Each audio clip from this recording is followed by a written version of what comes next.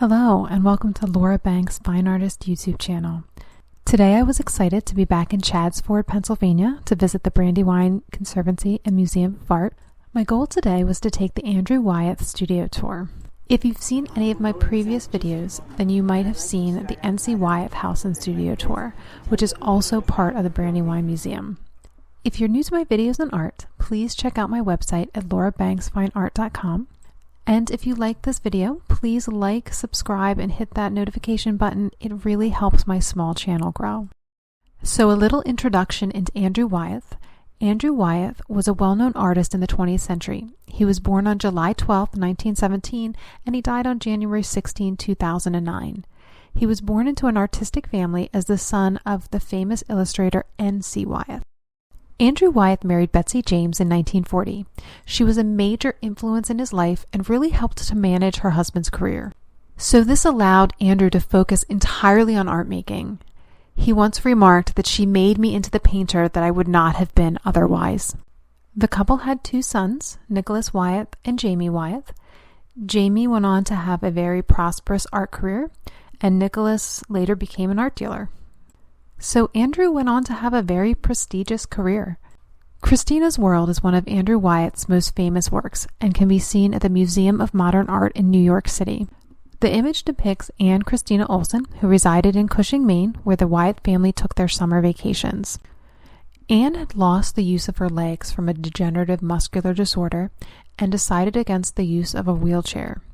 So one day, Andrew observed her outside of his window and was inspired to make this painting. So an interesting fact about this painting, it wasn't Anne who posed for the painting. Basically, the upper torso was his wife, Betsy. Anne was about 55 at the time that Andrew painted this, so I guess he was looking for a more youthful model, and so he used his wife. So I remember learning about this painting in art history class, and I remember feeling that the house just felt so far away. And once you learn that Anne did not have the use of her legs, it just makes that distance even more expansive. So I think it was a very effective painting. So Andrew was also known for a collection of work entitled the Helga Pictures. This was a series of paintings and drawings that Andrew created from 1971 to 1985 and comprised approximately 200 plus images of his German neighbor Helga. So there was some controversy surrounding these artworks that depicted Helga, as there was some speculation about the true nature of their relationship. The sessions were supposedly kept a secret from their spouses, and the paintings were actually stored at a house of a good friend of Andrew. So I have actually been told by different people on different occasions that I remind them of Helga. So here's a comparison side by side. Let me know what you think in the comments. I guess I can see the resemblance a little bit. The Andrew Wyeth Studio Tour starts at the front entrance of the art museum. The tour is about an hour in length, and as of this video, the tour includes just one stop to Andrew Wyeth's home, which also includes his studio. So at the front of the museum, we jumped on a shuttle van, which took us a few minutes down the road to Andrew Wyeth's studio. Andrew Wyeth's home and studio was actually a repurposed schoolhouse that was originally built in 1875. This building served as Andrew Wyeth's home and studio from 1940 to 2008 and was gifted to the museum by his wife Betsy. So before Andrew and his family settled here, one of his sisters used this space as her art studio, but she eventually left for New Mexico to work on her art career. So at the entrance of the home and studio, we were greeted by a tour guide who gave us a lot of information about Andrew Wyeth and the history of the building. It was all very interesting. The tour guide pointed out a sign on the front of the door that read, "I'm working, so please do not disturb. I do not sign autographs." And I understand how important it is to have that undisturbed time to work as an artist. And it really shows how in demand he was and how eager his art fans were to talk with him. You come to learn that a lot of the different rooms in this house were used for different purposes at different times. The first room that you enter is the dining room. There's not a table and chairs set up for dinner. Instead, you see a room that has a lot of photographs and posters that were inspiration for Andrew. You also see these very unusual sconces that were placed around the room, and they were little touches that were added by Betsy in the 1950s because she had a flair for decorating.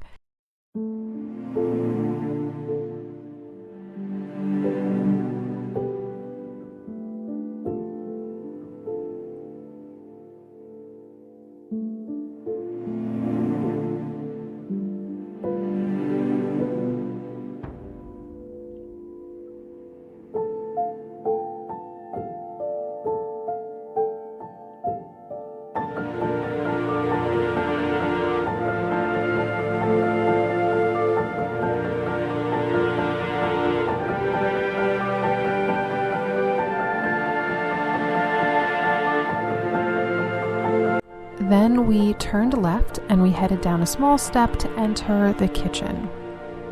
The kitchen itself was added to the building in the 1950s. In 1960, the Wyeths moved to another home in Chadsford, so eventually that space became used for storage. The kitchen was recreated for the public opening in 2012. The appliances seen on the tour are similar to what would have been there when Andrew and his family were in residence.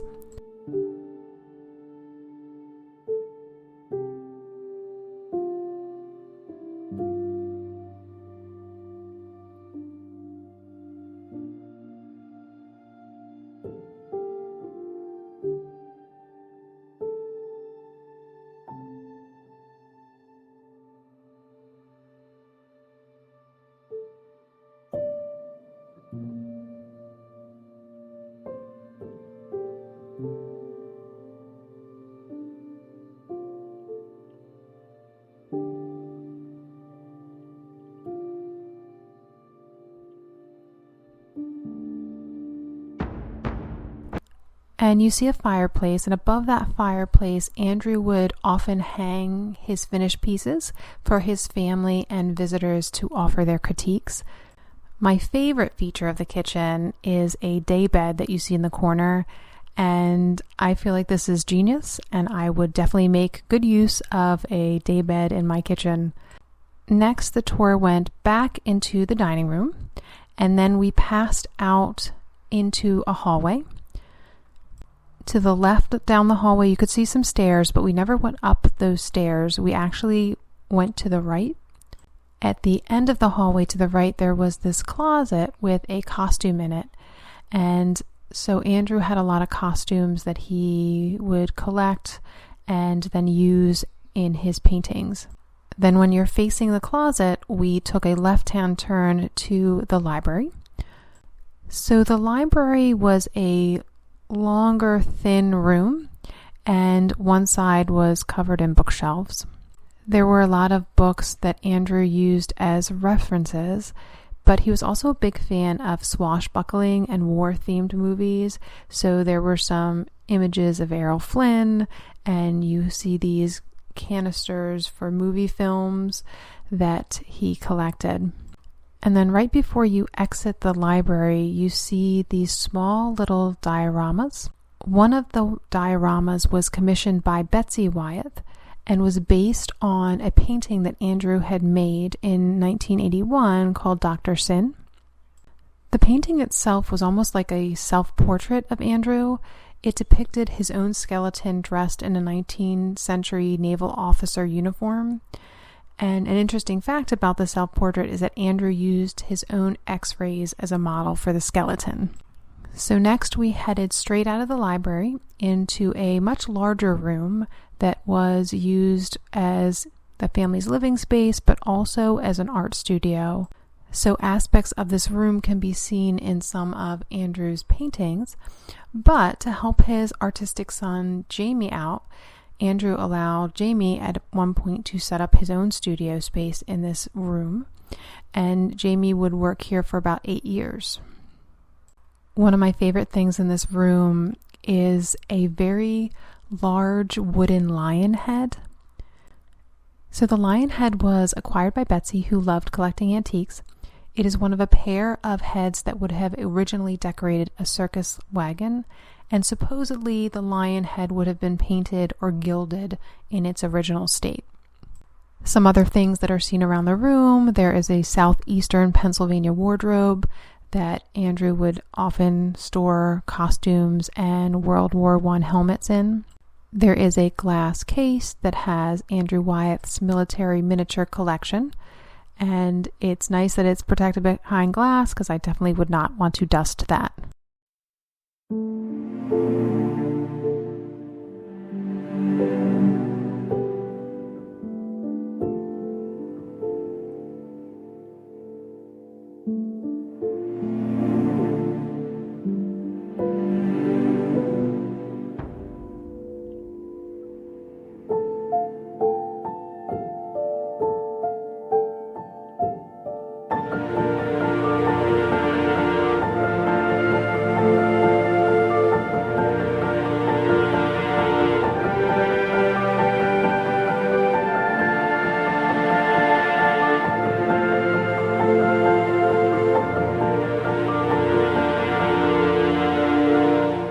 So then there was a door on the far end of this large room, and that was actually Andrew's primary art studio.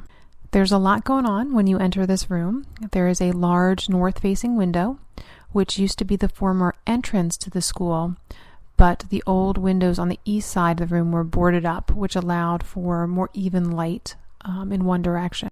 There are sketches that cover the floor as well as the walls. You see this cracked and chipping paint all over. It suggested that Andrew really was focused on his art more than home repairs. There's also a very large mirror that is set up in the room, and this was so Andrew could study his paintings in reverse, and that way he could better assess the shapes and color and composition. I will often flip my paintings upside down when I'm home in my art studio to accomplish pretty much the same thing as Andrew's mirror. It's amazing that when you see your artwork from a different perspective, like upside down or reverse, how quickly it can pick up those errors that you can't see otherwise. So I definitely highly recommend trying these techniques out. They can be very effective. Andrew Wyeth worked mainly in either egg tempera or watercolors. Egg tempera is a technique that has lasted through the centuries. It involves the mixing of egg yolk with ground pigment, which is then thinned with water. It dries relatively quickly, so it has to be mixed frequently and used in small amounts. So I vaguely remember trying egg tempera when I was in art school. I remember not really liking the way it handled particularly, and that could be just because I like to blend a lot, so I really prefer oil painting to the egg tempera. This tour was a fascinating look behind the scenes of a famous artist. However, I did have a few small issues. My main complaint was that the tour was far too crowded for the space that's in this house. The rooms itself are small, except for the larger living space and studio, so it was really hard to see everything. I really wish that they had capped the size of this tour.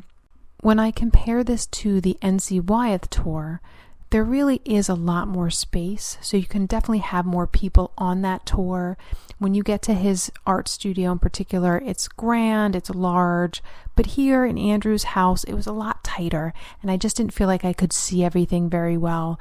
I also felt like we were quickly ushered from room to room, so you really couldn't look around that much. So if somebody was at the Brandywine Museum and they could only take one of the two tours that they offer, I would definitely recommend the N.C. Wyeth tour first because it's more impressive, but the Andrew tour was really interesting and I'm so glad that I got to check it out. I hope you enjoyed this behind the scenes look at Andrew Wyeth's home and studio. Thank you so much for checking out my videos and have a great day.